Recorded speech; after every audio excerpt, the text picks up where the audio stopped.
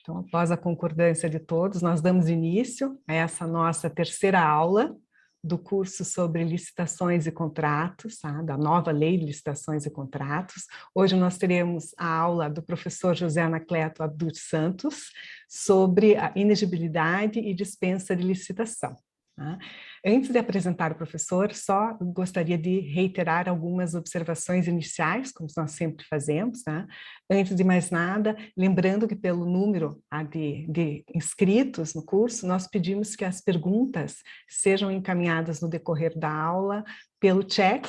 Assim, o Dr. Miguel vai regrupando essas perguntas e ao final da exposição do Dr. José Anacleto, o professor poderá responder na medida do tempo disponível também. Tá?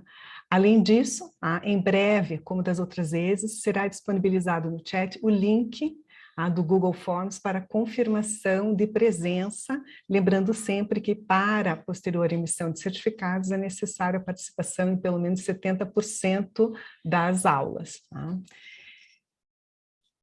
Então, desde logo, então, abro essa nossa tarde dessa nossa terceira aula. Gostaria de agradecer, reiterar os agradecimentos que o Dr. Miguel, a doutora Zizi e eu fizemos inicialmente ao professor José Anacleto, por ter aceitado de imediato o nosso convite, ter vindo aqui a nos trazer um pouco da sua experiência, do seu conhecimento no tema.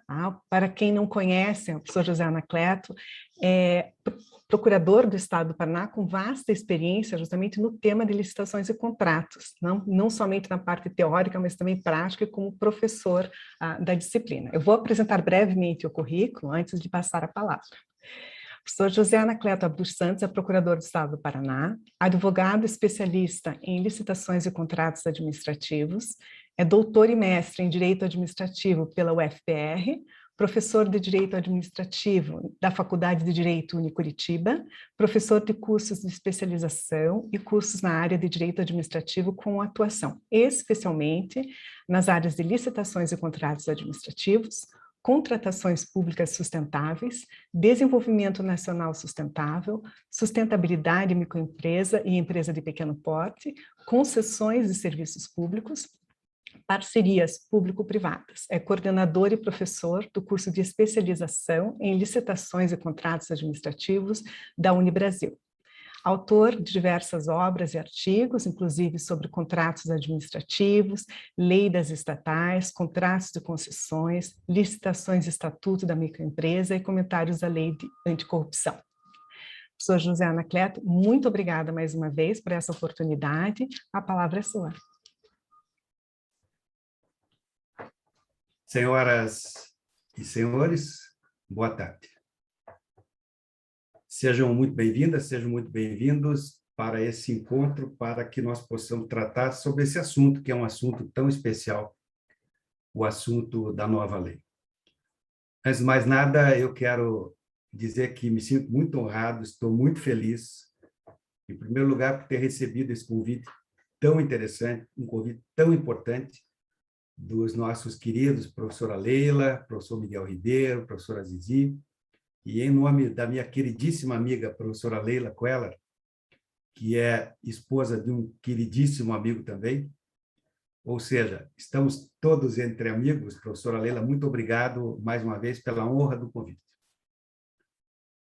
A nova lei de licitações não é uma boa lei.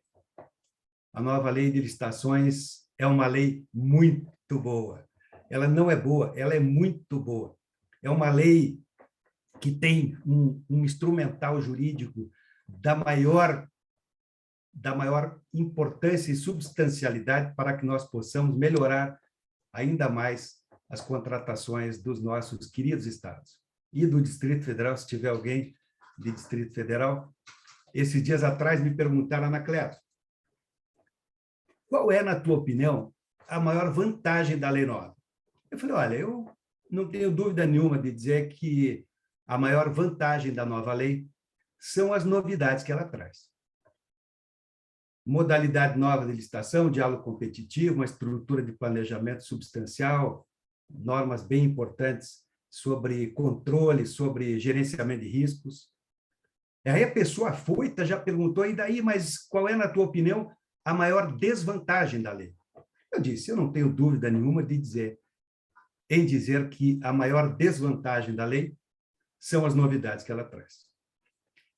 Porque, veja, com a Lei 8666, nós estávamos acostumados, e você que é da Bahia, você que é do Paraná, nós temos lei própria desde 2005 na Bahia, se não me falha a memória, o Estado do Paraná 2007, e outros estados que eventualmente tenham leis que eu não conheço, acho que não temos nenhum outro estado que tenha lei própria, mas posso estar enganado. Mas nós já estávamos acostumados com uma sistemática e a nossa atuação, principalmente de procurador do Estado, e você que é servidora, que é servidor, que atua na área de contratações, lá, a Bahia, isso, 2005, 9433, eu tive, Ana Carla, a honra de participar de um evento em comemoração da lei estadual da Bahia, uma lei sensacional. Aliás, nós copiamos muita coisa da lei da Bahia para fazer a nossa lei aqui do Estado do Paraná, o que hoje no mercado chama-se benchmark. Ninguém mais copia nada, se faz um benchmark das coisas. E nós fizemos lá o nosso benchmark da lei da Bahia também.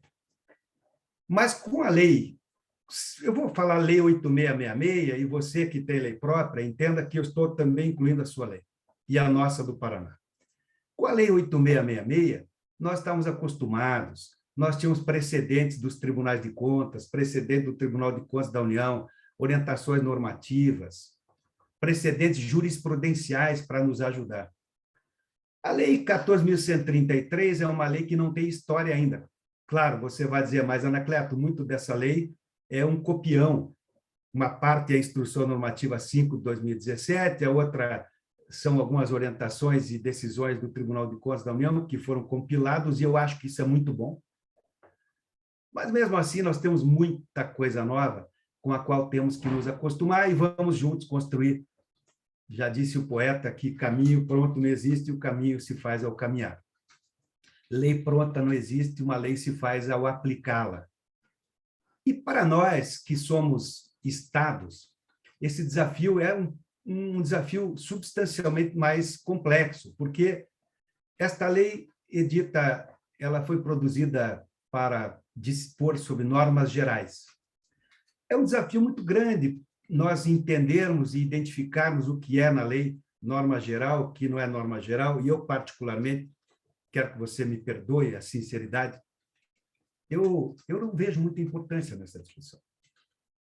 Porque, veja, eu já vou entrar no tema, não estou fugindo não, professora Leila, é só o aquecimento. Porque, veja, a 8666 está em vigor desde 93, e nós temos 3 leis estaduais, mais talvez uma ou duas, meia dúzia de leis próprias sobre licitações e contratos, e construímos decretos, adaptamos, ajustamos. Nós somos 5.750 municípios, 26 estados. Ora, eu não sei se nós precisamos de 5.750 leis e mais 26 leis estaduais para que esse país melhore a qualidade das suas contratações. Mas, de qualquer maneira, temos esse desafio de entender o que é norma geral, o que não é norma geral. O assunto que me foi dado é o assunto da contratação direta, inexigibilidade e dispensa de licitação. É um assunto que, sob certo aspecto, não foi muito alterado. Teve alterações significativas, mas não houve, substancialmente, muita alteração de quantidade. Nós temos mais ou menos a mesma lógica da 8666 nas contratações diretas com base na Lei 14.133. Veja, por exemplo, essa distinção entre licitação inexigível e licitação dispensável. Os fundamentos dessa distinção são os mesmos.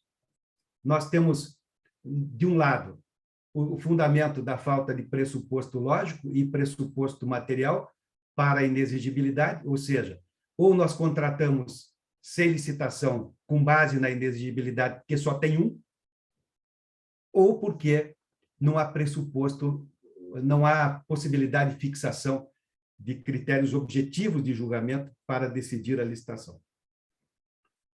Por outro lado, nós temos, no caso das licitações dispensáveis, também a mesma estrutura da 8666, a estrutura que determina que nós podemos contratar sem licitação, quando a licitação não for a melhor maneira de atender o interesse da nossa organização.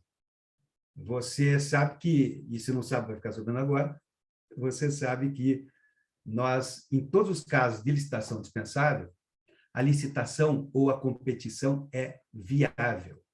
O legislador apenas autorizou que nós afastemos o processo de disputa pública para contratarmos sem licitação. Essa estrutura não mudou muito. Eu vou trabalhar um pouquinho com planejamento, 2 pontos que me parecem importantes da inexigibilidade e 2 hipóteses que me parecem significativas das licitações dispensáveis.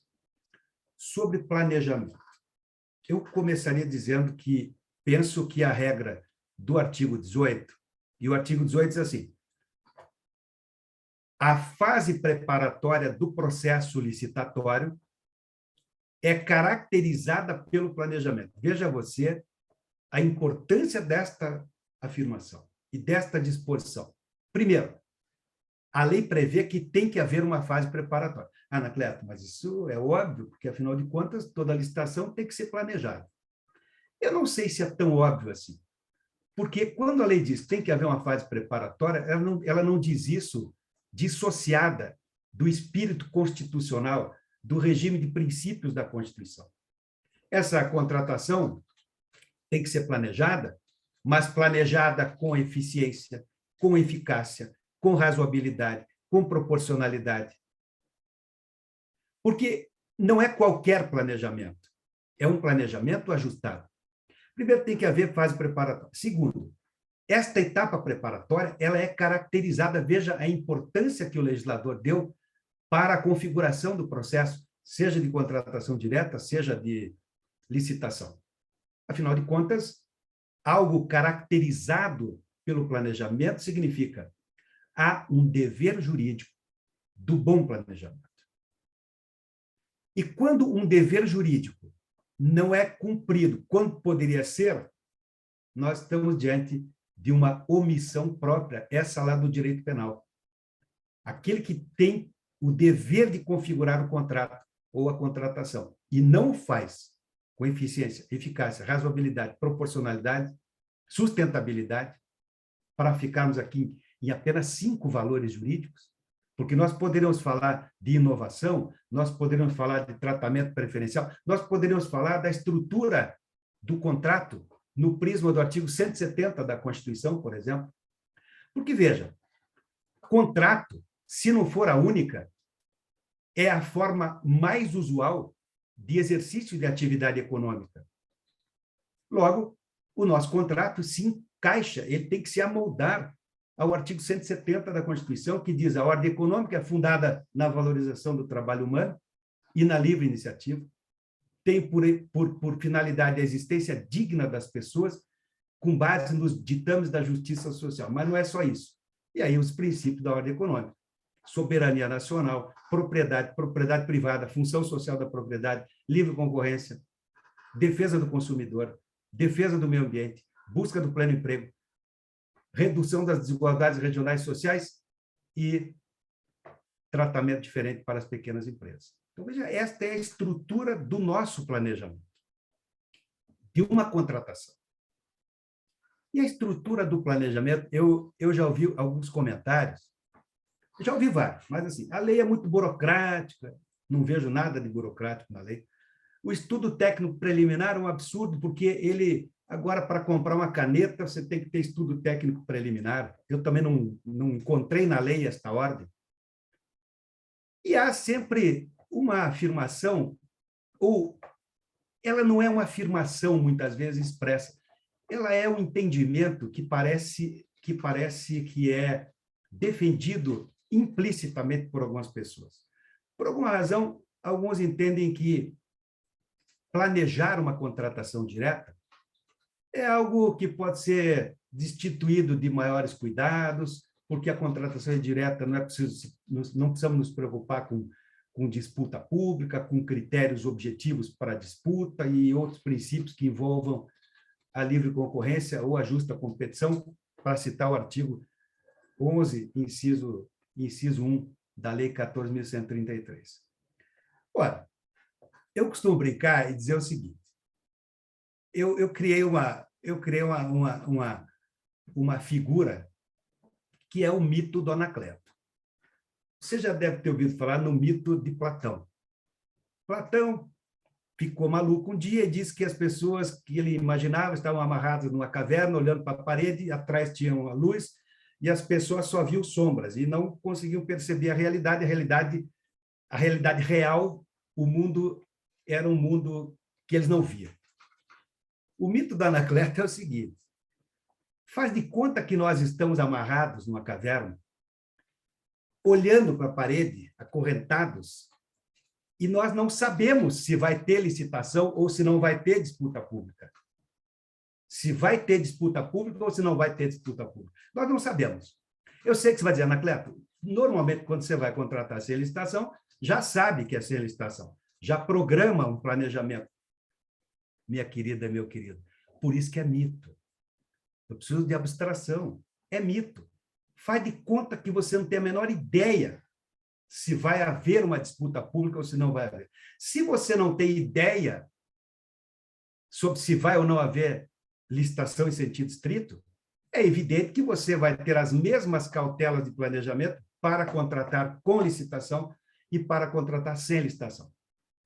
Vem o artigo 72 da lei e parece que traz essa mensagem expressa de que o planejamento da licitação não é diferente ou não necessariamente precisa ser diferente do planejamento de uma licitação, de uma contratação direta. Porque ele diz lá, o planejamento deverá ser, o processo da contratação direta deverá ser instruído, e faço esta leitura sistêmica com a norma do artigo 18, que entendo que processo licitatório é um gênero que inclui licitação em sentido estrito e contratação direta.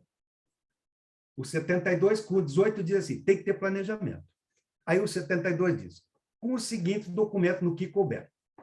Documento de origem da demanda, estudo técnico preliminar, gerenciamento de riscos, termo de referência, projeto básico, projeto executivo, se for o caso. Quando é que não será o caso? Eu costumo dizer que a intensidade do planejamento será sempre proporcional e adequada à complexidade do objeto e, mais do que isso, aos riscos da contratação. Você imagina, por exemplo, a seguinte situação para falarmos sobre diferença entre preço e valor.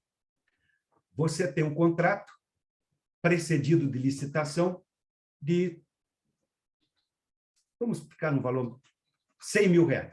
E esse contrato é para fornecimento de papel higiênico. Qual é o risco de inexecução? E quando eu disser risco de inexecução contratual, entenda o que é que pode acontecer de ruim se o contrato for mal executado. Ora, se houver problema na execução do contrato de fornecimento de papel higiênico, nós podemos, cada um leva de casa, podemos comprar no mercado da esquina. Nós não temos riscos substanciais relacionados à execução desse contrato de R$50 mil. Nós temos um capacitor que custa R$2, responsável pelo controle de temperatura dos reatores nucleares da usina de Angra dos Reis. Se essa peça falhar, o reator explode e nós nem precisamos mais nos preocupar com licitação, nem com contratação direta, porque acabou o mundo. Não tem mais mundo para nós vivermos se estourar um reator nuclear de uma usina nuclear. Veja, então, que não é porque nós contratamos por valor a um determinado objeto, pelo preço, que esse objeto é destituído de potencialidade de risco se o contrato for mal executado. E aí a lei dá também o roteiro. Você tem que ter orçamento estimativo, temos que ter parecer jurídico, temos que ter perfeita descrição do objeto, adequação orçamentária, e a lei repete aquilo que já diz o artigo 26 da 8666. É preciso justificar o preço, é preciso justificar a escolha do fornecedor. Aqui eu atentaria para o cuidado ou para a determinação legal no sentido de um planejamento consistente e substancial da contratação direta. Há uma outra distinção formal. Se você lembrar, lá no artigo 26 da 8666, o processo da contratação direta ele é autorizado e deve ser emitido um ato de ratificação da autorização para contratar sem licitação. Pela autoridade competente, esse ato tem que ser publicado. Nós não temos mais essa sistemática na Lei 14.133. Não há mais. Nós agora temos o ato que autoriza a contratação direta, o contrato, e o contrato ou o ato que autoriza a contratação direta tem que ser publicado no sítio eletrônico, isso está lá no artigo 73 da lei, no sítio eletrônico oficial, e o contrato, como condição de sua eficácia, no Portal Nacional de Contratações Públicas. A propósito, eu preciso dar minha opinião. Eu preciso dar minha opinião, porque penso que muitas pessoas podem estar enveredando por um caminho que não é o mais ajustado à Constituição e aos princípios que regem a administração pública. O Brasil está dividido e nós sabemos disso. Existem os lulistas e os bolsonaristas, os botafoguenses e os flamenguistas, e existem aqueles que entendem que a lei só pode ser aplicada depois que o Portal Nacional de Contratações Públicas estiver em pleno funcionamento, e aqueles como eu que não veem nenhum sentido nesta interpretação. Eu sei que não é meu tema, mas eu só vou dizer rapidamente que sou daqueles que entendem que nós não precisamos do Portal Nacional para realizar licitações e contratos com base na nova lei. Ponto. Mas o ponto fundamental não é esse, professor Alejo. O ponto fundamental é que nós temos que entender que uma coisa é uma coisa e outra coisa é outra coisa. Uma coisa são as normas que dependem do portal para serem aplicadas. Licitação, contratação, ou a licitação, ou contrato. Mas outra coisa bem diferente são as normas que não dependem do portal, que já estão em vigência, que já estão sendo aplicadas, inclusive pelo Superior Tribunal de Justiça, que há poucos dias atrás decidiu um caso envolvendo anulação de contrato e fundamentou a decisão no artigo 147 da Lei Nova. Inclusive pelo Tribunal de Contas da União, que editou um acórdão recentemente, coisa de talvez 20 ou 30 dias, determinando que o pregoeiro, o agente de contratação, podem aceitar documentos novos no processo. O sujeito esqueceu de juntar um documento, pode juntar. E o TCU diz, a nova lei de licitações autoriza esse procedimento. Então, esta lei, cuidado. O artigo 7º já deve ser aplicado, o artigo 11 deve ser aplicado, o 18 inteiro já deve ser aplicado, o 169 deve ser aplicado, o 147 nós podemos aplicar. Essa é a distinção fundamental, fecha parênteses, voltando para o nosso sistema de contratação direta. Eu havia dito que ia trabalhar alguns aspectos de planejamento, e esses eram os aspectos que me pareceram mais relevantes. Em resumo, o planejamento foi privilegiado da contratação direta, em especial, privilegiado na Lei 14.133, que determina a elaboração. Aí você pergunta, Anacleto, é preciso elaborar estudo técnico preliminar em toda a contratação direta? Eu vou lhe dizer, depende. Se você tiver tempo, sim. Se for um contrato de urgência, estourou um cano de esgoto em cima dos computadores, não há que se falar nem com base na 8666 de nenhum planejamento. Você pega o primeiro sujeito que estiver passando na frente da sua organização, entrega um computador para ele, ele arruma. Conserta o cano vazando, porque nós não podemos ficar sem os computadores, sem as informações. Mas se nós não estamos premidos pela urgência e o objeto for mais complexo, o planejamento será um planejamento proporcional à urgência e à complexidade que o caso vier a demandar. Vamos falar agora um pouquinho sobre inexigibilidade. Eu selecionei dois aspectos para o debate desse dia, que me pareceram dois aspectos que são, de fato, inovadores. Primeiro deles, nós contratamos sem licitação muitas vezes, porque a competição é inviável, não é possível realizar a competição, porque nós não temos como fixar requisitos objetivos de julgamento. Não há como decidir quem canta melhor, se é a Anitta, o hino nacional, na abertura dos Jogos Olímpicos, ou se é o Paulinho da Viola no encerramento. Por critérios objetivos, não é possível. E quando não há critério objetivo para decidir uma licitação, nós não precisamos realizar uma licitação. E uma das hipóteses tradicional, já no nosso direito, é a da contratação de serviço técnico profissional especializado com profissional de notória especialização. E aqui, talvez, um dos pontos mais polêmicos da lei. Quando foi lançada a Lei 13.303, de 2016, a Lei das Estatais, nós já tivemos essa discussão. Inclusive, uma vez eu era presencial aí no Congresso, eu participava do Congresso, dei minha opinião, e um advogado estatal ficou meio brabo comigo, ficou até, eu não sei, ele devia ter algum problema assim, pessoal e tal, porque eu disse o seguinte: no sistema da Lei 8666 de 93, para que você possa contratar por inexigibilidade, sem licitação, um serviço técnico profissional, empresa ou profissional, você precisa que esse serviço seja técnico, estando ou não relacionado no artigo 75 ou no artigo 13. Na minha visão, a lista desses dois dispositivos de serviços técnicos, ela não é exaustiva, e dou um exemplo. Nós não temos como fixar critério objetivo de julgamento para contratar um serviço de comunicação visual, elaboração de uma cartilha educativa para a Secretaria de Saúde para a orientação de medidas preventivas de Covid. Não há como. Esse trabalho é um trabalho técnico que não admite um trabalho quase artístico. Comunicação visual é quase trabalho ou comunicação social ou visual, quase um trabalho artístico. E nós não temos comunicação social na relação do 13 e nem do 75.2 da Lei 14.133. Perdão, 75.3 da Lei 14.133.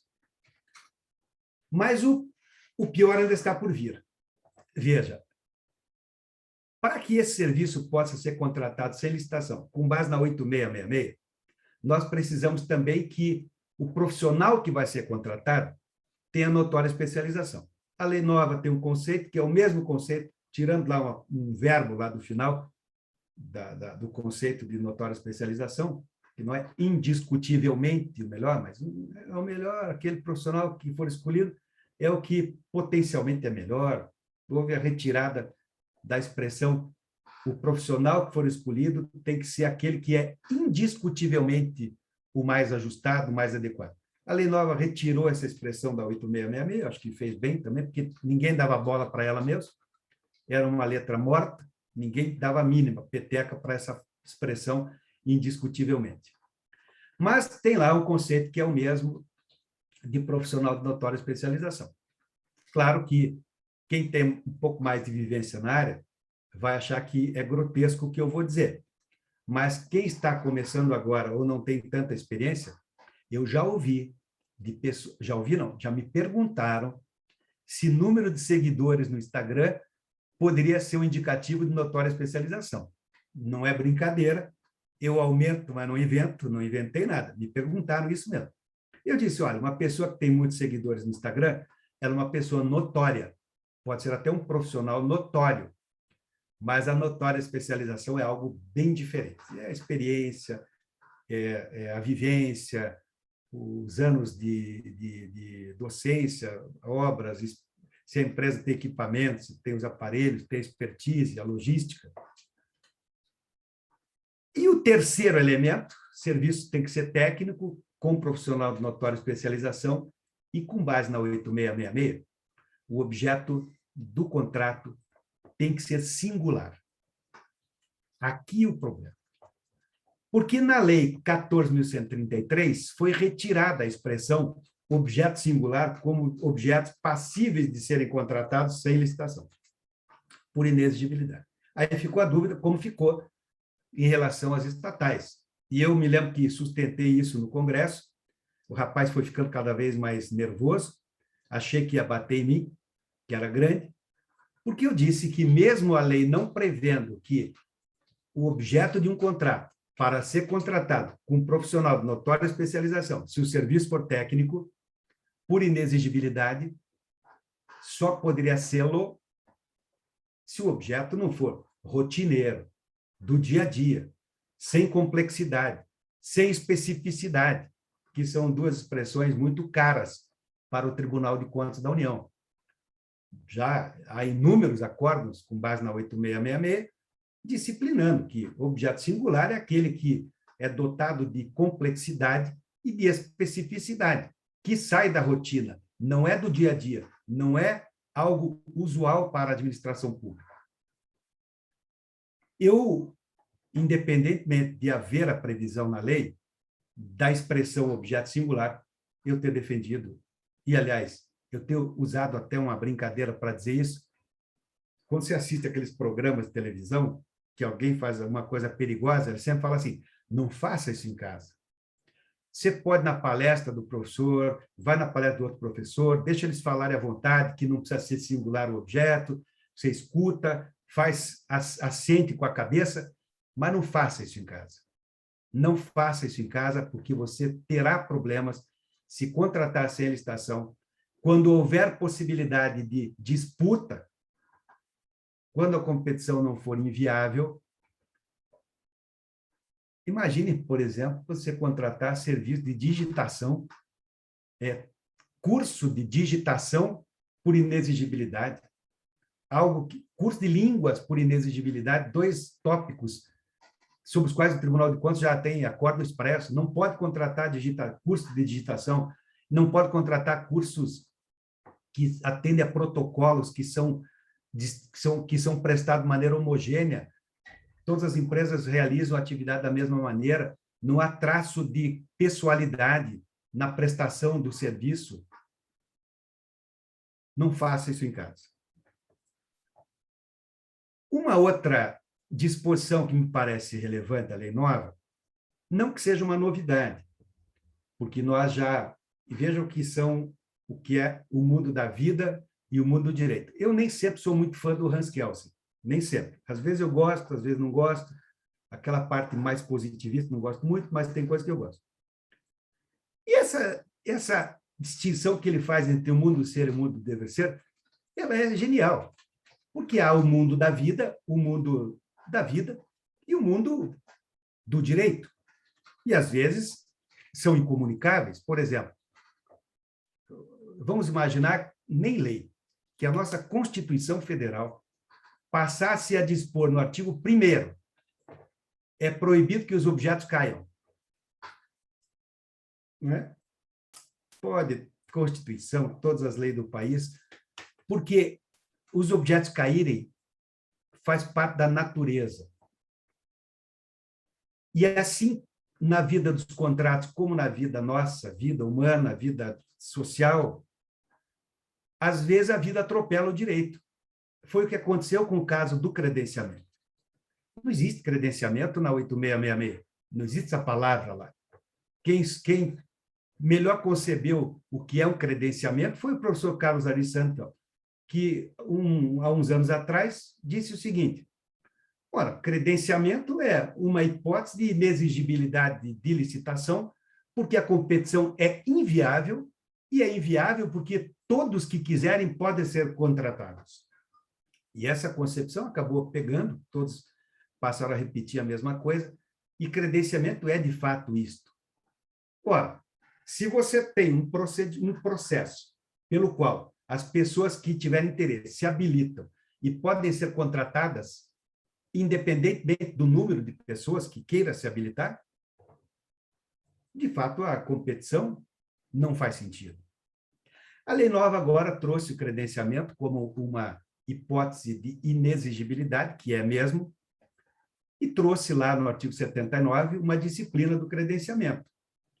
Eu vou dar um exemplo para vocês, não sei se todos têm essa sistemática, a professora Leila sabe bem disso. Quando nós vamos viajar aqui pela Procuradoria-Geral do Estado do Paraná, não só nós, qualquer servidor público do Estado pega o telefone e liga para o Central de Viagens. Olha, aqui, Anacleto, eu quero visitar o professor Miguel lá no Maranhão. Lá temos uma reunião. Aí eu desligo o telefone, daqui a pouco a pessoa me liga. Ô, Anacleto, tudo bem?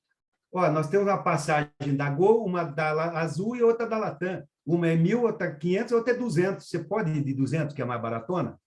Aí nós escolhemos, o sujeito passa o cartão corporativo e compra a passagem diretamente da companhia aérea, por um sistema de credenciamento. Todas as companhias aéreas são credenciadas, todas, também nem temos tanta, né? Tem 3, 4, mas elas estão lá credenciadas. A lei distribuiu 3 hipóteses para o credenciamento. Contratações paralelas e não excludentes, quando você pode ter mais de um fornecedor para o mesmo objeto e isto não cause prejuízo para a administração. Contratações que podem ser realizadas por escolha de terceiro, por exemplo, o Estado do Maranhão, né, que aparece aqui na tela. O Estado do Maranhão decide contratar laboratórios para fazer teste de Covid nos seus funcionários.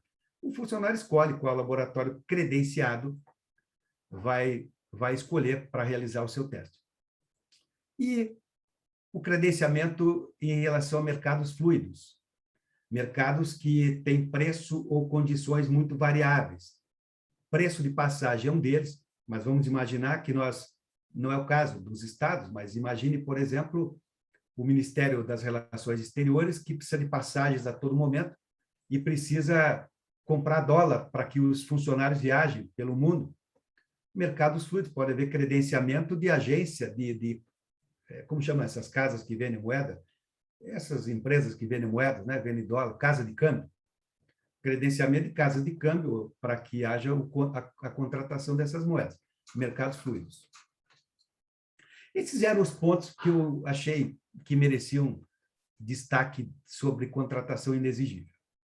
Sobre contratação dispensável, sobre licitação dispensável, eu pensei em abordar 2 tópicos, só 2. Que me parece, posso estar enganado, mas acho que não estou, são os mais utilizados por nós. Primeiro, contratação direta em razão do valor.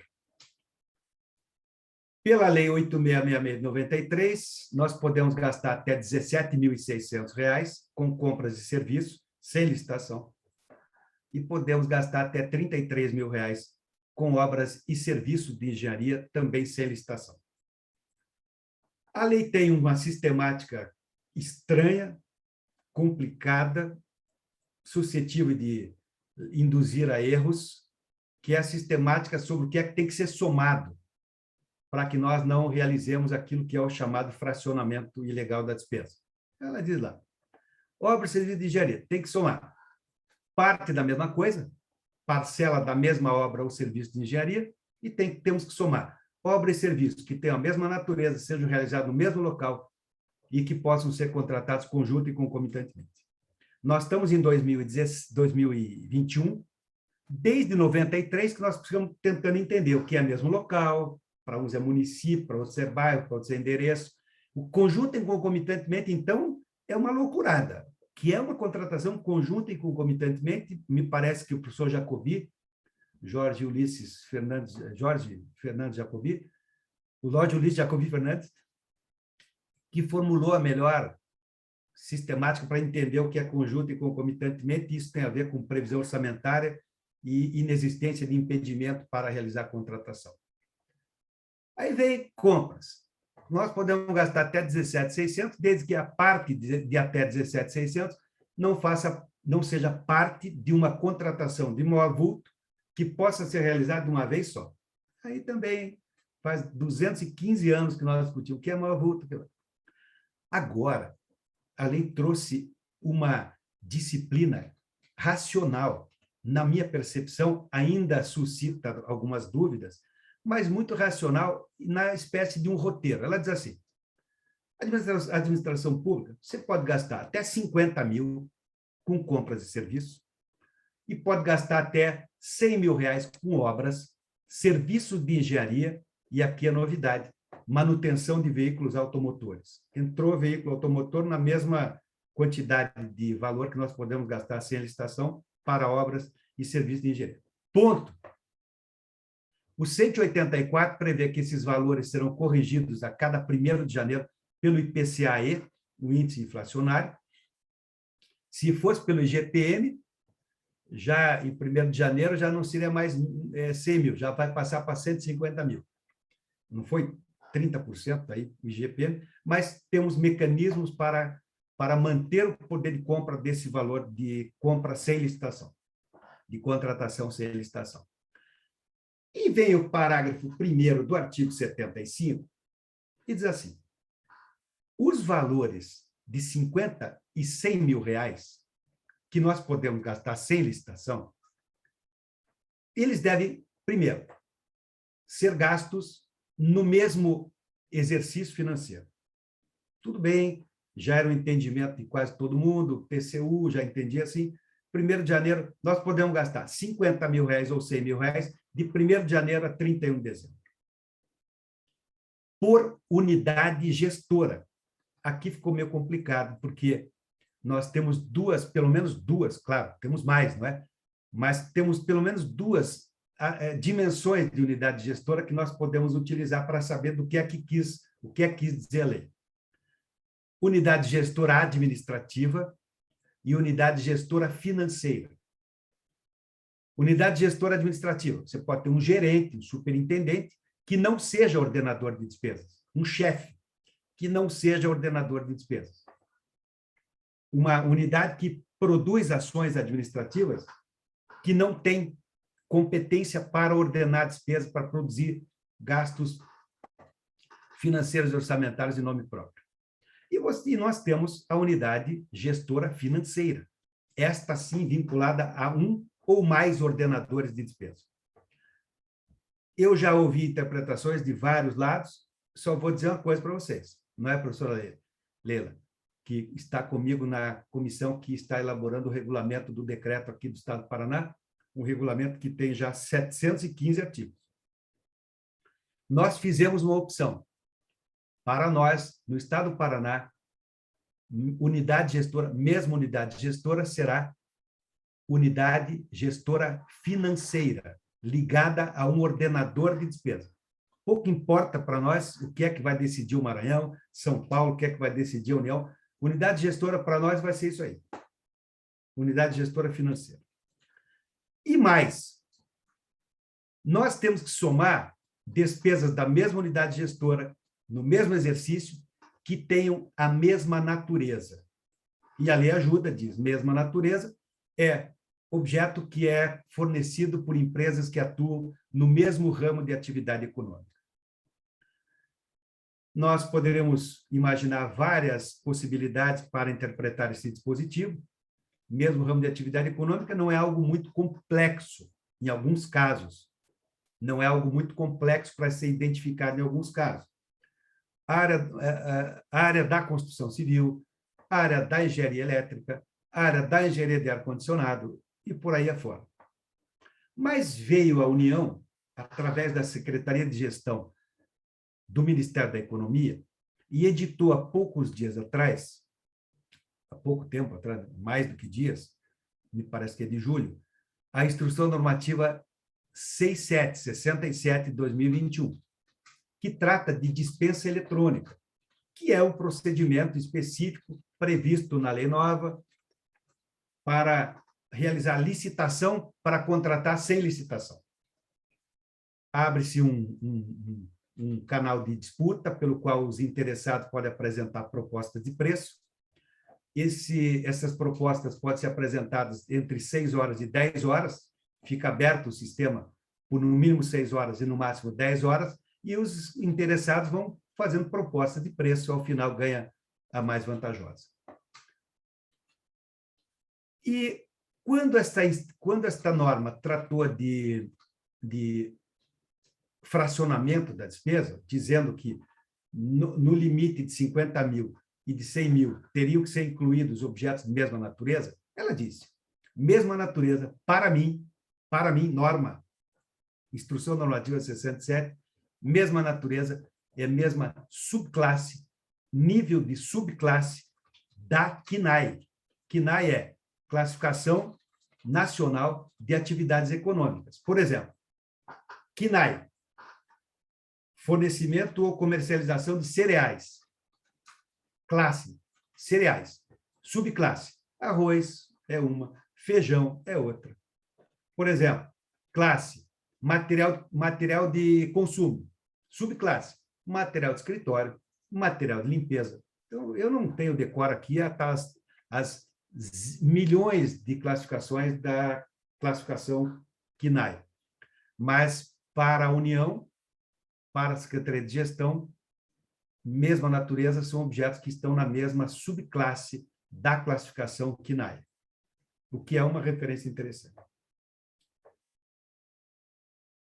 A lei tem uma pérola, lá no artigo 75, parágrafo 7º, que ela pode ser só uma pérola ou ela pode ser uma bomba atômica. O artigo 75, parágrafo 7º, diz assim: a administração pública poderá gastar até R$8.000 com manutenção de veículos automotores, a mesma coisa que é prevista, o mesmo objeto previsto para os R$100.000, do 75.2. Manutenção de veículos automotores até R$8.000, e estes 8.000 não entram na conta do parágrafo 1º. Lembra da conta do parágrafo 1º? Você tem que somar objetos que tenham a mesma natureza, pela mesma unidade gestora e no mesmo exercício. Aí vem o legislador e diz: não precisa. Você, se for para manutenção de veículos automotores, inclusive fornecimento de peça, não precisa. Aí temos duas interpretações. Uma que é mais restritiva e a outra que é um verdadeiro carnaval, um verdadeiro festival. Vamos imaginar o estado do Paraná, por exemplo. Eu não sei quantos carros nós temos. Doutora Isabel, boa tarde. A doutora Isabel já ocupou vários cargos, talvez possa ajudar nisso. Mas vamos imaginar que nós tenhamos 10.000 carros no estado do Paraná, computando carro da polícia, corpo de bombeiros, da Secretaria de 10.000 carros. 10.000 carros, se você levar em conta que poderíamos gastar 8.000 com cada veículo, você multiplica 8.000 por 10.000, eu nem vou fazer essa conta. É muito dinheiro. Não é razoável, não é proporcional, não é probo. É imoral imaginar que nós possamos fracionar de 8 em 8 um conjunto de contratações de R$80 milhões, seja lá quanto que dá, 8.000 vezes 10.000, acho que é 8 milhões, 80 milhões. O que eu imagino? Eu imagino que alguém que participou da elaboração desta lei, o cara teve esse problema. Ele precisou contratar o conserto do carro dele. Aí ele falou: quero conserto do meu carro. Vai ter que licitar, porque já gastamos os 17.600 com o conserto do seu carro. O cara ficou tão puto que ele falou assim: agora eu quero na lei, porque eu nunca mais quero ter esse problema. Então, eu quero ter uma folga, quero ter um valor adicional. Eu tenho interpretado desta maneira, que seria esse valor de 8.000, lá do 75, parágrafo 7º, 8.000 adicional. Já gastou 100.000? Precisou mais um pneu, precisou consertar mais um pneu, você gasta lá mais R$8.000.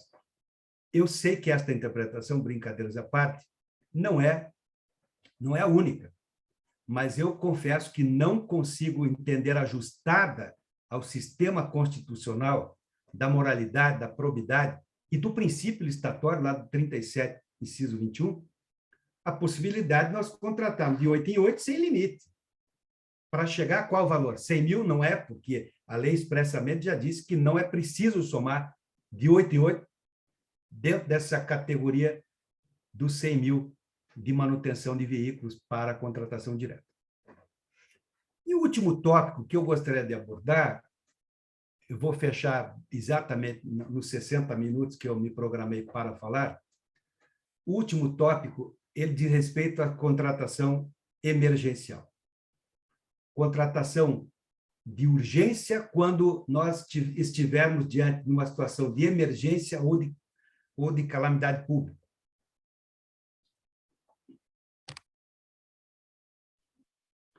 de emergência ou de calamidade pública. Vamos reunir todas as situações contingenciais nesse grande grupo de contratações de urgência.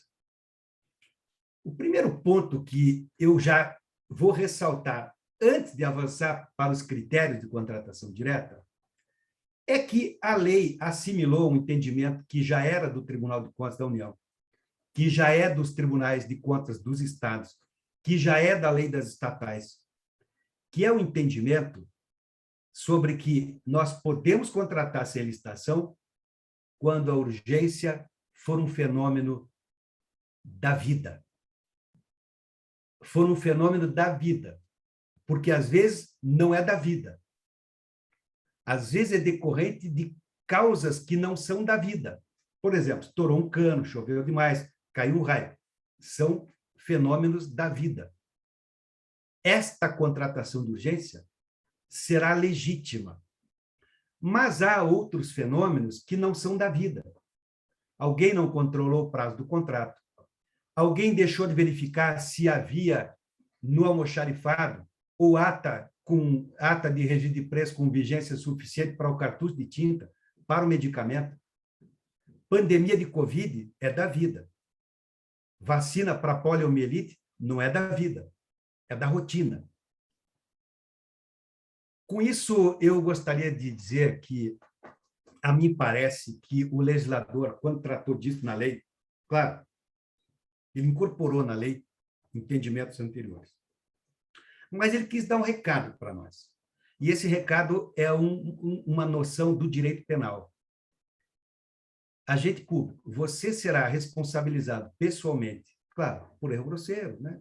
Culpa grave, nos termos do artigo 28 do Decreto-Lei 4.657, de 1942, mas ele diz assim, o legislador, você será responsabilizado quando faltar com o seu dever de previsibilidade objetiva, que é uma noção do direito penal, mas ela é uma noção extremamente importante para o mundo das nossas contratações, para o planejamento, para a configuração, identificação das nossas necessidades.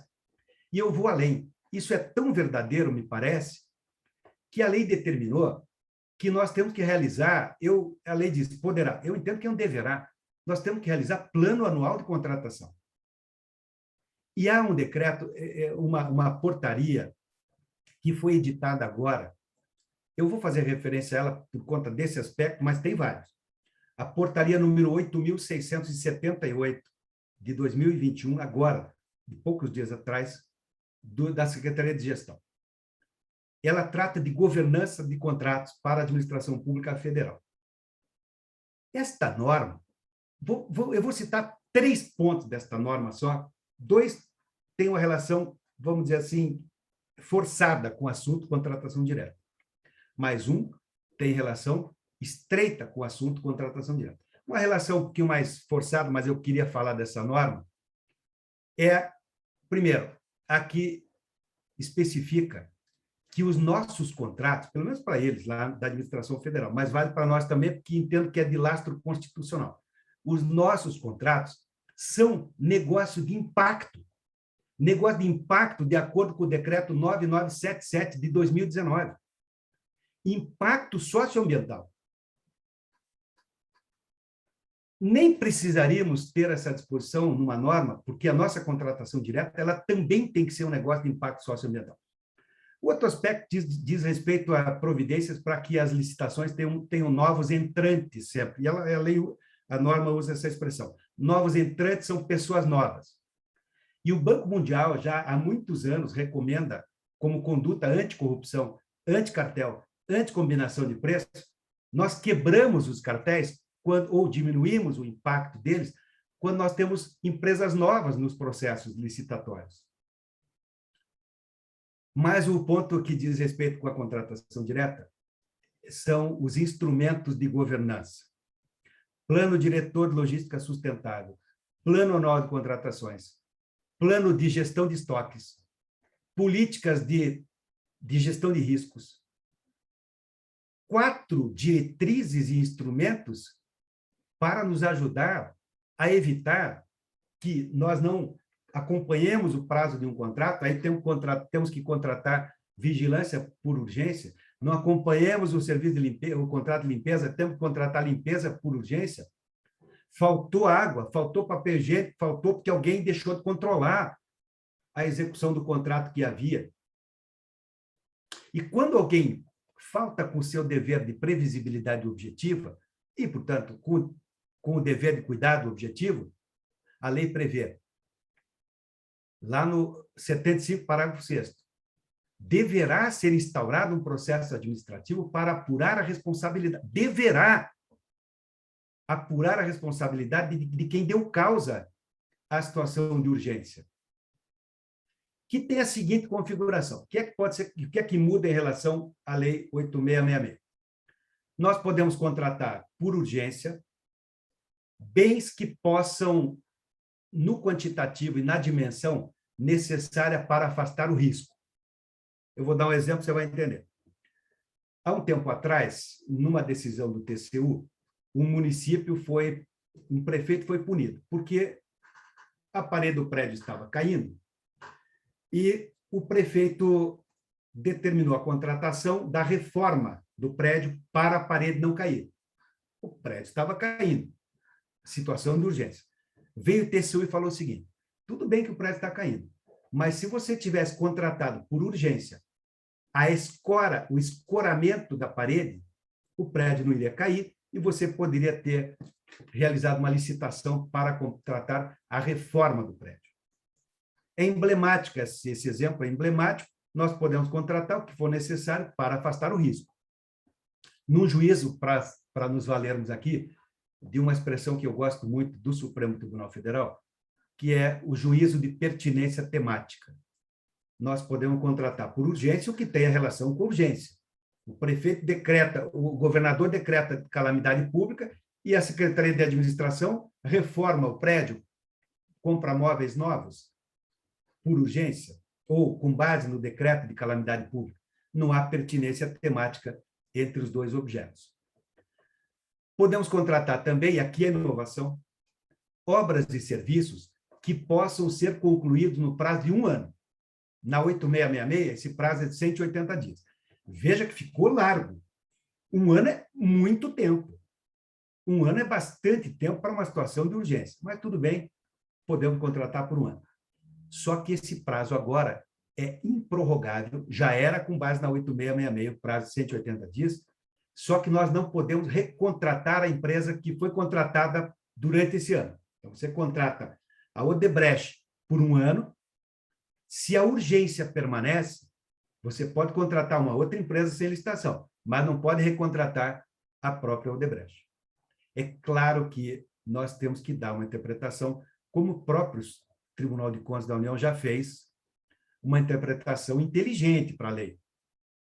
Se a única maneira de afastar o risco para pessoas, para o patrimônio público, para o patrimônio privado, para a saúde das pessoas, vida das pessoas, que é o propósito da contratação de urgência, afastar o risco. Se a única maneira de afastar o risco para os valores tutelados pela lei for manter a empresa contratada a mesma por mais uma vigência de sei lá quanto tempo for necessário, me parece evidente que nós devemos recontratar a empresa, embora a lei literalmente preveja que esta recontratação ela não tem amparo legal. Afinal de contas, às vezes é preciso descumprir a lei. Quem é que citou isso? Foi o personagem principal do Gato Pardo, Tomás de Lampedusa. Ele diz assim, não é fala que é até de novela, até em novela já falaram isso, então não pense que eu sou muito culto, devo ter visto em alguma novela isso. É preciso que tudo mude para que as coisas permaneçam como estão. Às vezes é preciso descumprir a lei para que nós evitemos riscos e prejuízos graves para o erário, para a vida das pessoas, para a saúde das pessoas.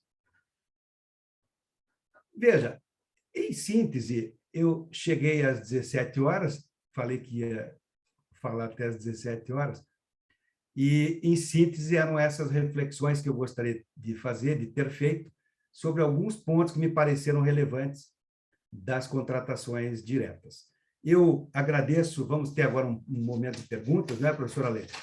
Mas eu quero, antes de mais nada, agradecer à professora Leila, professor Miguel, professora Zizi, mais uma vez pela honra do convite, desejar muito boa sorte a todos e, em agradecimento, eu fiz essa poesia para todos vocês, que diz assim: direta contratação, na nova lei de licitação, com propriedade, quanta novidade, que vem e me aperreia, logo agora que eu acostumei com a 8666. Como evitar, na tua aplicação, cometer uma infração, dando pleno cumprimento ao princípio do planejamento, sem realizar da despesa ilegal fracionamento, contratando com urgência só por justa causação, nunca por negligência ou má gestão, garantindo assim se livrar de uma sanção e que serão sempre aprimorados os processos dos nossos queridos estados. Muito obrigado. Valeu. Estou à disposição para perguntas, para considerações, professora Leila. Professora Anacleto, eu tinha esquecido na apresentação de apresentá-lo justamente como nosso poeta, né? Foi uma falha minha. Gratidão nossa pela excelente aula, uma honra ouvi-lo, uma alegria sempre, otimista, bem-humorado e com conteúdo, né? Eu não vou tomar o tempo aqui das perguntas, vou passar imediatamente a palavra ao Dr. Miguel, que acho que tem umas 4 perguntas, né, Miguel? E no final Perfeito. eu retomo. Mas muito obrigada mais uma vez. Eu que agradeço. Muito obrigado. Professor Zé Anacleto, grande prazer tê-lo conosco. Estamos felizes, alegres com a poesia, com a aula e com esse entusiasmo, com a importância que tem esse tema, né? Que é o tema das licitações. Acompanho o senhor nesse entusiasmo, entendo que é fundamental que a gente cada vez mais aprofunde mecanismos de qualidade e segurança no trato desse tema, né? Fundamental para o desenvolvimento nacional. Mas agora eu vou ser porta-voz aqui dos colegas que estão com perguntas muito boas. Maravilha, estou à disposição. E começamos com o colega de Minas, da Procuradoria de Minas, Eduardo Grossi Franco. Ele pergunta: professor Abdu, como vê a participação do agente de contratação nas contratações diretas? Obrigatória? Facultativa? A depender da complexidade? Incabível? Veja, a lei não faz uma previsão expressa de quem deve conduzir o processo de contratação direta. Nós temos hoje três grandes figuras: o pregoeiro, o agente de contratação e a comissão de contratação. O fundamental é que estas pessoas, quando forem designadas, e deve haver designação formal, sejam designadas com base no artigo 7º. E do artigo 7º, eu ressalto a gestão por competências. A escolha para ser agente de contratação, membro de comissão, pregoeiro, pregoeira, nunca foi, mas agora, nos termos da lei, ela não pode ser aleatória. Ela tem que ser racional. E tem que ser realizada pelo sistema de gestão por competência, que avalia os conhecimentos, as habilidades e as aptidões daquele que ocupará as funções essenciais. Que funções essenciais seriam estas que o legislador trata com tanto cuidado para dizer que só pessoas que tenham habilidades específicas, aptidões específicas, conhecimentos específicos, que sejam preferencialmente servidor efetivo, que tenham ou formação compatível, ou atuação em licitações e contratos, ou formação certificada por escola de governo oficial, ou seja, experiência, capacidade. De quais funções essenciais nós estamos falando? Eu poderia citar algumas que são as mais óbvias: elaboração de termo de referência, elaboração de gerenciamento de riscos, elaboração de termo de referência, projeto básico, projeto executivo, elaboração, orçamento estimativo, já disse, estudo técnico preliminar, as funções de decisão, agente, pregoeiro, membro de comissão, fiscal de contrato, gestor de contrato, pessoal da assessoria jurídica e controle interno. Então, veja, destas funções, quais têm relação com a contratação direta? As funções relacionadas ao planejamento. O agente de contratação, pregoeiro e membro de comissão são órgãos únicos, agente pregoeiro, perdão, agente de contratação e pregoeiro ou pregoeiro são órgãos decisórios unipessoais. Comissão, órgão pluripessoal. Mas são órgãos decisórios. Cabe ao agente, cabe a estes órgãos decisórios conduzir, processar, julgar, decidir a licitação. No processo da contratação direta, nós não temos disputa. Portanto, no processo da contratação direta, nós teríamos que ter uma designação de alguém que será responsável pelo planejamento. Esta pessoa poderia ser também um agente de contratação? Eu não vejo problema em que seja, embora eu conheça um acordo recentíssimo do Tribunal de Contas da União, eu não concordo com ele. Esse acordo diz assim: o pregoeiro, a pregoeira ou pregoeiro não pode trabalhar no planejamento do pregão, porque vai decidir o pregão. Eu confesso que tenho uma visão completamente diferente. Eu tenho uma visão sistêmica do macroprocesso ou do metaprocesso. Aliás, metaprocesso é um outro conceito que está lá na portaria 8678 da Secretaria de Gestão, que não é nada muito novo, mas ficou bacana, e inclusive está também, não com esse nome, com outro, na resolução 347 do CNJ, que trata de governança de contratos. Lá no CNJ não é metaprocesso, é macroprocesso.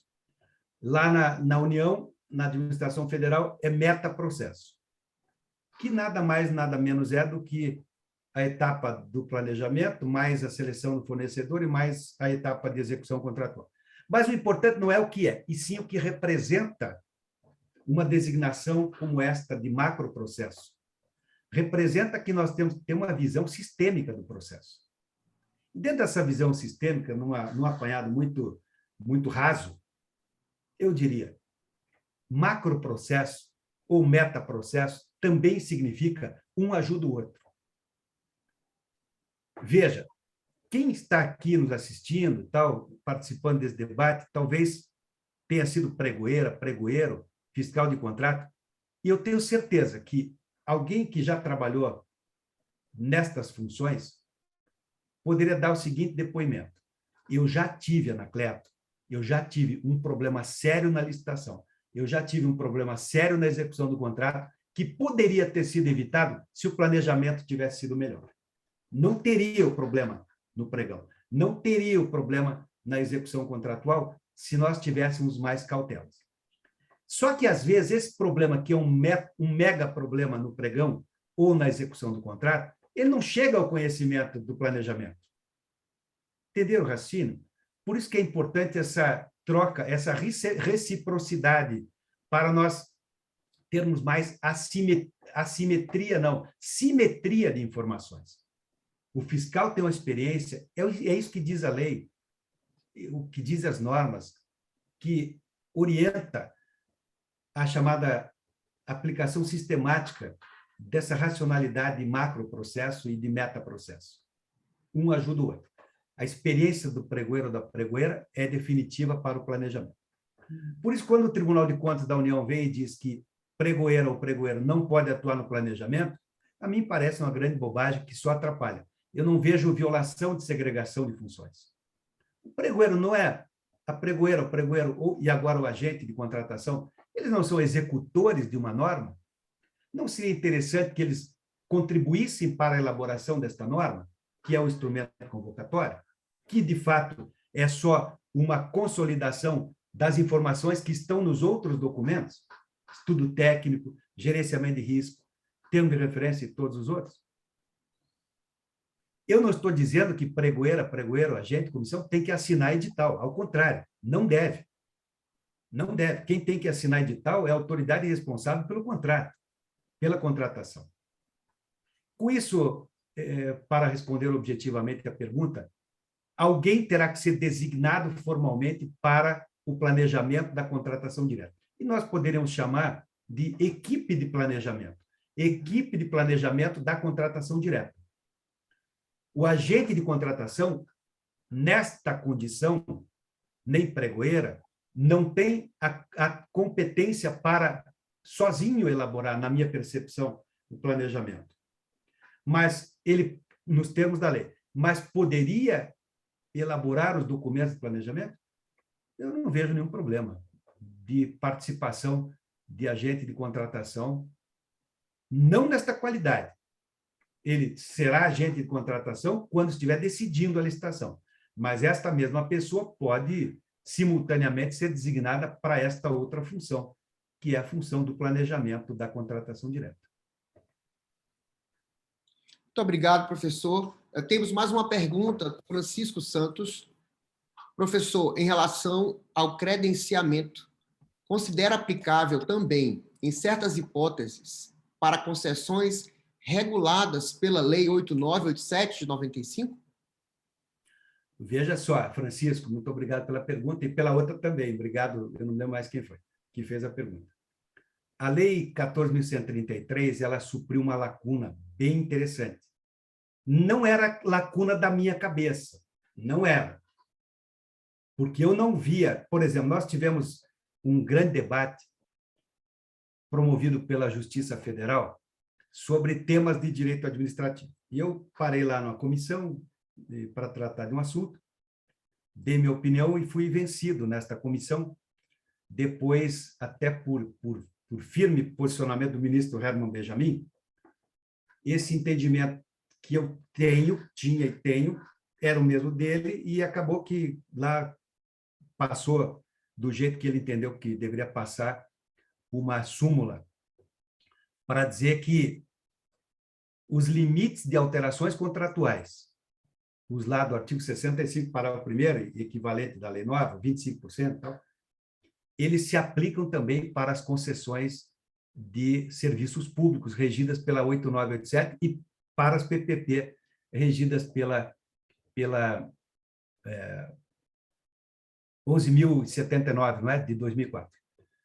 Agora, a lei nova, 14.133, ela expressamente prevê que ela se aplica subsidiariamente para os contratos, para as licitações e contratações com base na 8987 e na lei 11.079. Então, sim, eu vejo que não há nenhum problema em nós utilizarmos o sistema de credenciamento como uma tese.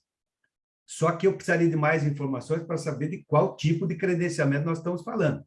Nós não poderíamos, por exemplo, ter um credenciamento de empresas para fornecer energia elétrica.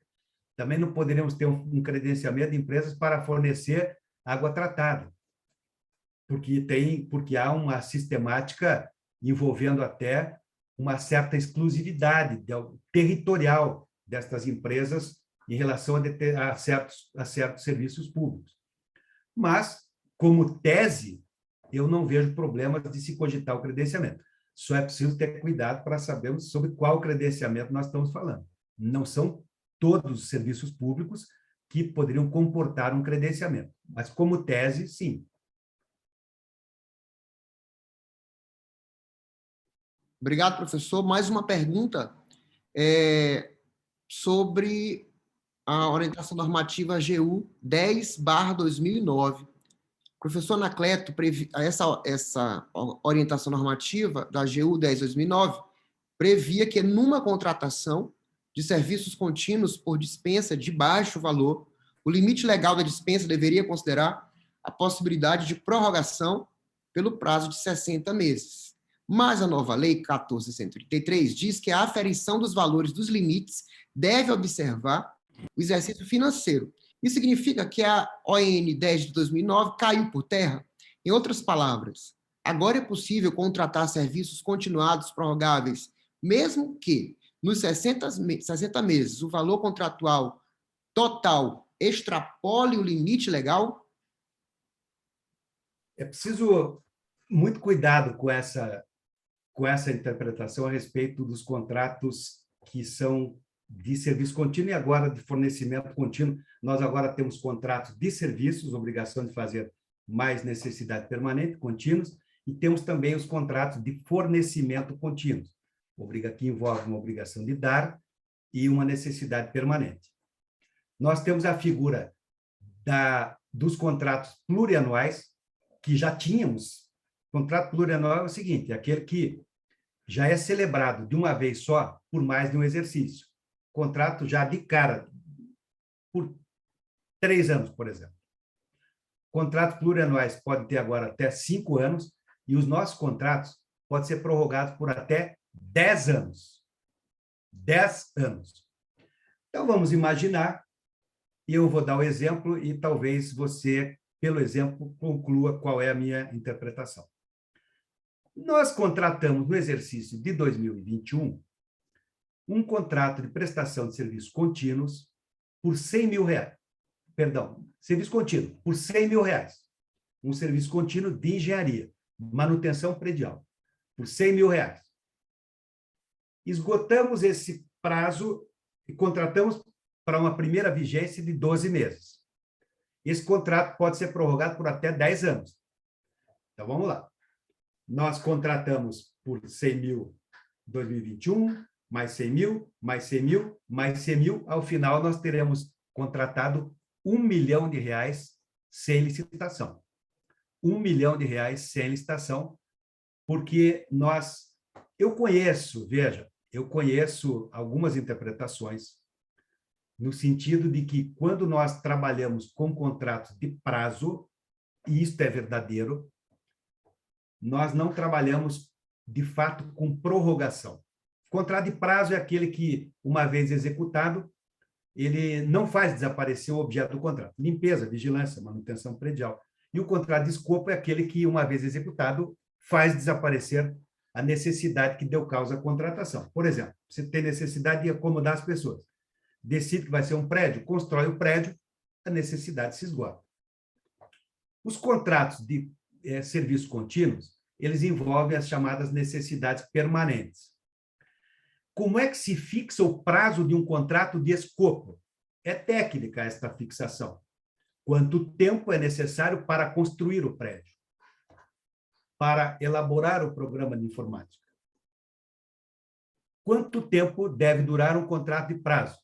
Quanto tempo o órgão decidir que é preciso limpeza, vigilância, cooperagem, manutenção predial? Não é uma definição técnica. Perdão, não é uma definição exata. Não é uma definição técnica. É uma definição mais jurídica.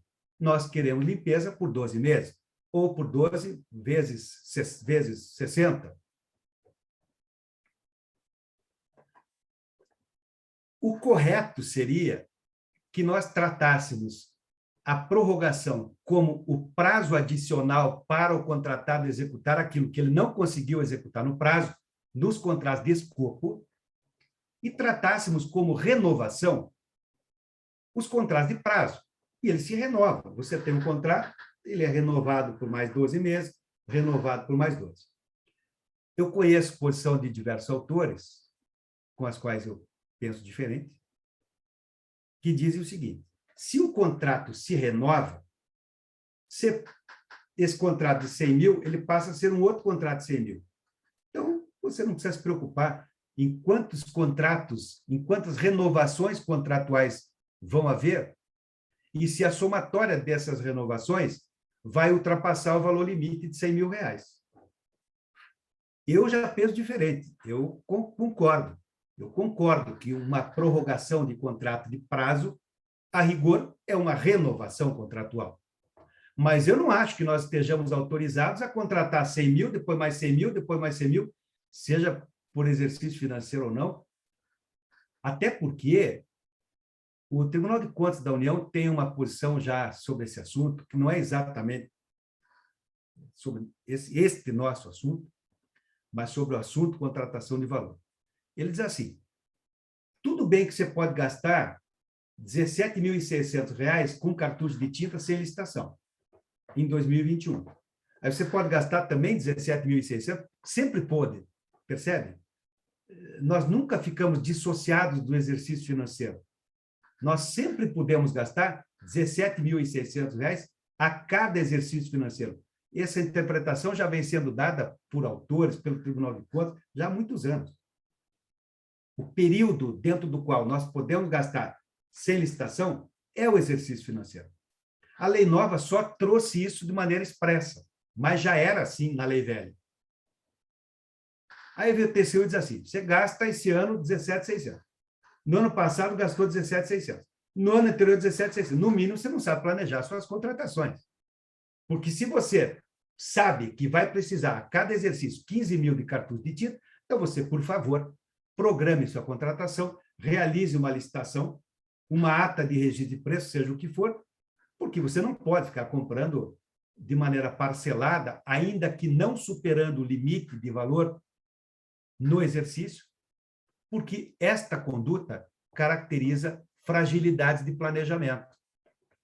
Eu invoco esse precedente do Tribunal de Contas da União para dizer, não acho que seja correto contratar 100 mil, mais 100 mil, mais 100 mil por 10 vezes, totalizando. Nós não temos no ordenamento jurídico qual é a lei que nos autoriza a gastar R$1 milhão sem licitação com uma empresa. A mesma, R$1 milhão. Portanto, eu acho que esta orientação normativa da AGU ela foi recepcionada pela Lei Nova. Eu não vejo incompatibilidade dela com a Lei Nova. Eu acho que foi recepcionada. Ao contrário, eu até acho que ela foi valorizada, porque agora nós temos contratos que podem se estender por até 10 anos, e não só por 60 meses. Obrigado, isso. professor. Obrigado. Em razão do adiantado da hora, a gente vai fazer só mais uma pergunta para encerrar, que é a pergunta do colega do PGE Alagoas, Evandro Lemos. O quantitativo de bens a ser adquirido via contratação direta, em razão de situação emergencial, tem que obedecer à necessidade da administração de até 1 ano? Ou o prazo máximo de 1 ano se aplica apenas a serviço e parcela de obras?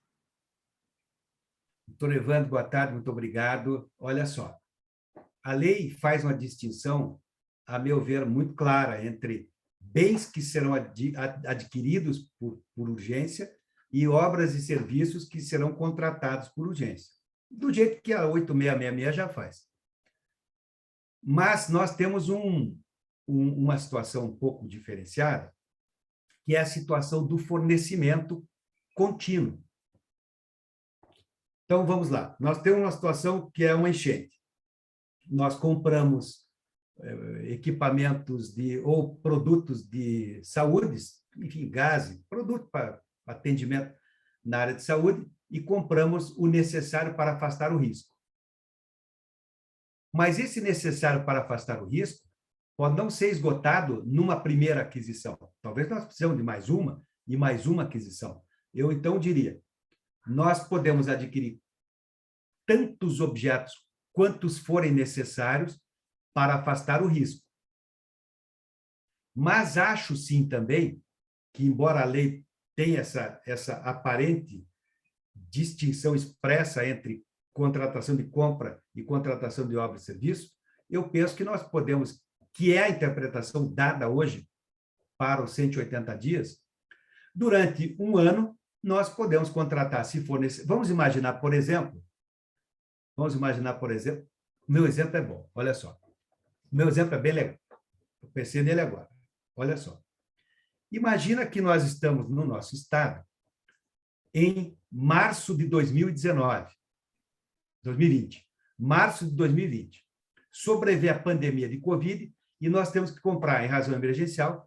Eu, aqui no estado do Paraná, eu acabei informalmente até dando orientação para vários órgãos e para outros poderes também, legislativo, judiciário, sobre como comprar máscaras e os equipamentos de proteção individual com base na Lei 13.079, que foi editada lá em 2020 para o enfrentamento da pandemia. Mas a lógica da 13.079 é a mesma lógica da emergência, da urgência.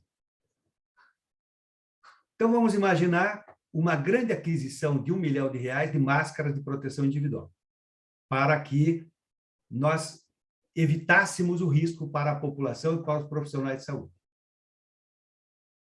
Bem, a primeira aquisição, imagino que nós tivéssemos legitimidade para tratar como uma situação de urgência. Talvez a segunda, 3 meses depois, mas parece que algumas das contratações na área de saúde já poderiam se inserir na noção lá do direito penal de previsibilidade objetiva.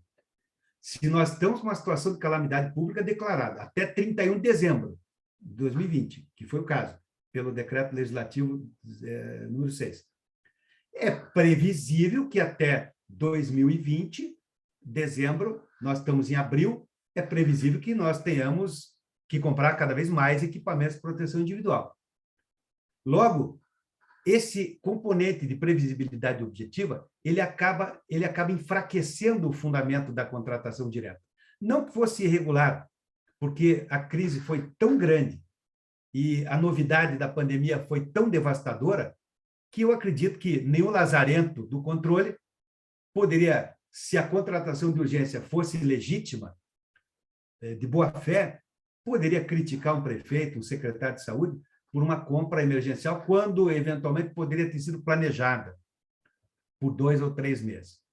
Então, eu diria, para objetivar a resposta, que, sim, eu entendo que, se os bens forem necessários para afastar o risco, de maneira justificada, nós poderíamos ir adquirindo esses bens ao longo de até 1 ano. Só cuidado, porque 1 ano, só para terem uma ideia, me permita, professor Miguel, o Tribunal de Contas da União tem um acordo que é bem interessante.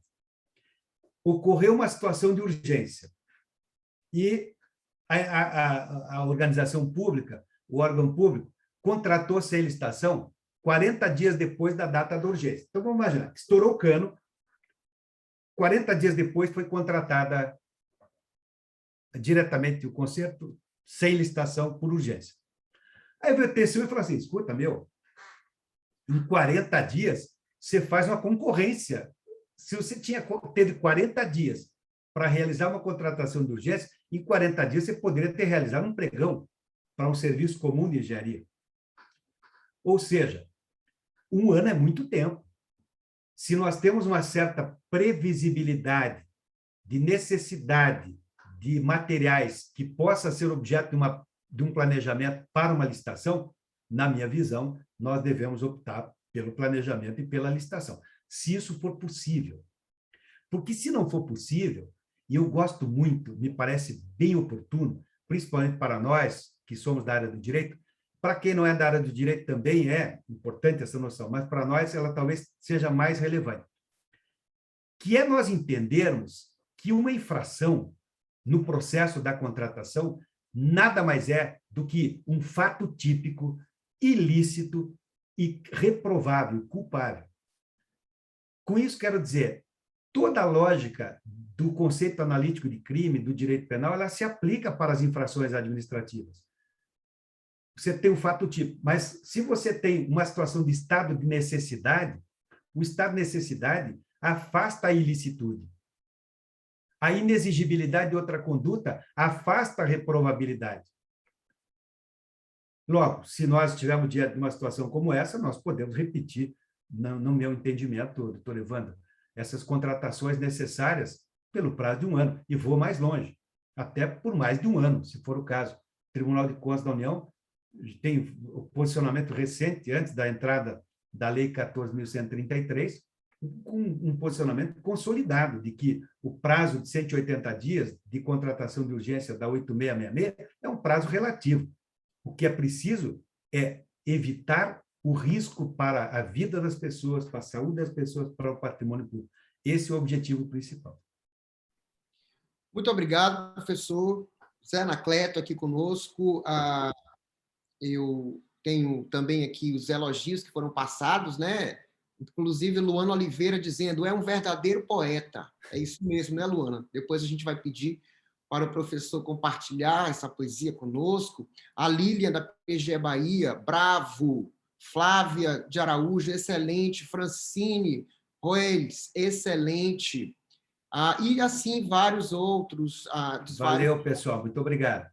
Vários locais do Brasil dizendo excelente, gratidão pelo ensinamento, conhecimento, sabedoria, excelente como sempre. Então, várias pessoas aqui no chat se manifestando e falando sobre o contentamento de estar nessa aula com o professor José Anacleto. Eu não poderia me despedir, já passo a palavra a colega Leila, mas, claro, com uma poesia, né, para agradecer ao professor, uma poesia não inteira, mas só um trechinho do Drummond, né, quando ele fala da primavera, que é justamente esse momento que a gente está vivendo, a primavera chegou, e assim como a lei de licitações, a nota está desabrochando, né, eu pensei, então, em falar um pouquinho através dessa estação e da nova lei, e também um pouco dessa fala do professor Zé Anacleto, que também nos ajuda a entender melhor e a desabrochar junto com a nova lei para esse novo momento. Ele dizia sobre a primavera, e prima é primavera, pelo espaço, o tempo nos vai dando aquele abraço. Então é isso, professor. Fica com o nosso abraço, um abraço primaveril. Muito obrigado, professora Leila, mais uma vez. Muito obrigado. Passo a palavra à colega Leila. Obrigada, Miguel. Sou José Anacleto. Reitero aqui os elogios, né, que constam até no chat, várias pessoas agradecendo não só o compartilhamento de conhecimentos, mas também a sua disposição de trazer exemplos práticos, realistas, aqui nos ajudar a refletir sobre as mudanças, sobre o que permanece e a importância do planejamento também, que foi bastante destacado, né? Em nome do FONASSE, eu reitero a gratidão, os agradecimentos. Para nós foi uma honra, uma alegria recebê-lo e ouvi-lo. Obrigada pelos ensinamentos, pelo seu tempo nessa tarde também. E aproveito, inclusive, já para convidar os alunos do curso para a próxima semana, que nós estaremos tratando do tema justamente sobre a fase preparatória, que tem muita vinculação com a questão aí do planejamento, destacado pelo professor José Anacleto, né? Muito obrigada mais uma vez, obrigada a todos pela participação, uma excelente semana e até a próxima segunda-feira. Obrigado novamente, obrigado a todos, obrigado, professora Leila, professor Miguel, professora Zizi, pelo convite honroso. Desejo muito sucesso a todos, boa sorte e estou à disposição. Caso alguém queira ter alguma dúvida que eu possa ajudar, joseanacleto@uol.com.br é o meu e-mail, me manda um e-mail, que eu terei a maior satisfação de manter conversações com quem queira falar sobre esse assunto. Muito obrigado mais uma vez. Obrigada. Tchau. Tchau.